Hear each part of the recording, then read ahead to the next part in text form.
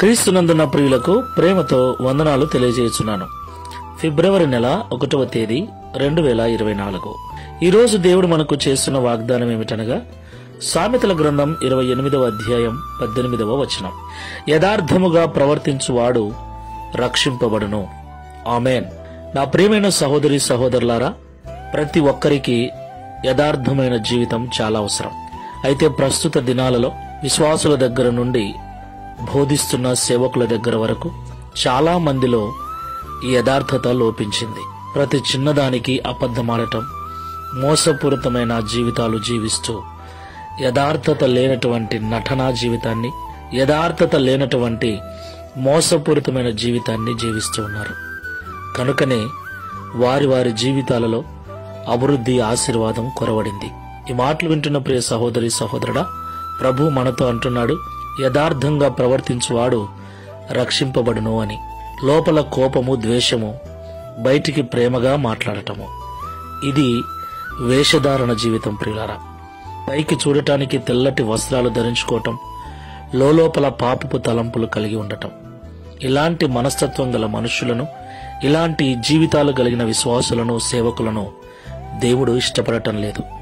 కాబట్టి యథార్థమైన జీవితాన్ని జీవిద్దాం, యథార్థంగా మాట్లాడదాం, ఉన్నది ఉన్నట్లుగా జీవిద్దాం, ఉన్నది ఉన్నట్లుగా మాట్లాడదాం.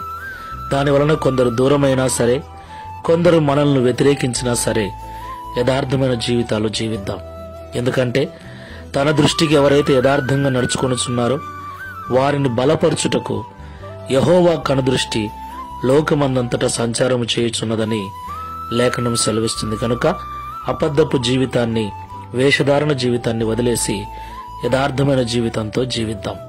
ప్రార్థన చేసుకుందాం.